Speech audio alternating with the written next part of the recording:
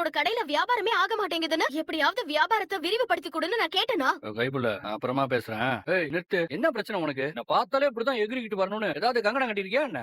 என்ன எதுன்னு சொல்லாம நீ பாடு திட்டிட்டே இருக்க. இன்னும் என்ன சொல்லணும்? எதுக்காக அந்த தள்ளுபடி சேல் போட்ட? அதனால உனக்கு லாபம் தானே வந்துச்சு, அப்புறம் அதுக்கு இவ்வளவு கோவம்? ஆமா, லாபம் வந்து கிழிச்சது, உள்ளதான் போச்சு, எல்லாம் உன்னாலதான். தலையும் புரியாம வாலும் புரியாம இந்த மாதிரி பேசாத. முதல்ல ஒழுங்கா என்ன நடந்துச்சுன்னு சொல்லு. இன்னும் என்ன நடக்கணும்? அதான் சொன்னனே, எல்லாமே போச்சு. இத்தனை வருஷம் என் கடைக்கு இருந்த பேர் போச்சு. அக்கம் பக்கம் கடைக்காரங்க என் மேல வச்சிருந்த நம்பிக்கை போச்சு. சண்முகத்தோட ஆளுங்க வந்தா கொடுக்க வச்சிருந்த காசும் போச்சு. எனக்கு ஒரு நாள் டைம் கொடு, அது யாருன்னு நான் கண்டுபிடிக்கிறேன். சாமி, உனக்கு ஒரு பெரிய கும்பிடு. இது வரைக்கும் பண்ணதெல்லாம் போதும். என் கடையில நீ துணி திருடல சரி, தெருக்காரங்க கிட்ட எல்லாம் பேசி எந்தவித பிரச்சனையும் வராம பண்ணதுக்கெல்லாம் ரொம்ப நன்றி. இனி தயவு செஞ்சு என் சம்பந்தப்பட்ட எந்த பிரச்சனையிலயும் நீ தலையிடாத. நீ பேசாம இருந்தாலே போதும். இதுக்கப்புறம் உன்னோட உதவி எங்களுக்கு தேவையில்லை. எங்களுக்கு ஏதாவது பண்ணணும்னு நினைச்சனா எங்க வீட்டை விட்டு யாருக்கும் சொல்லாம கொல்லாம ஓடிடு.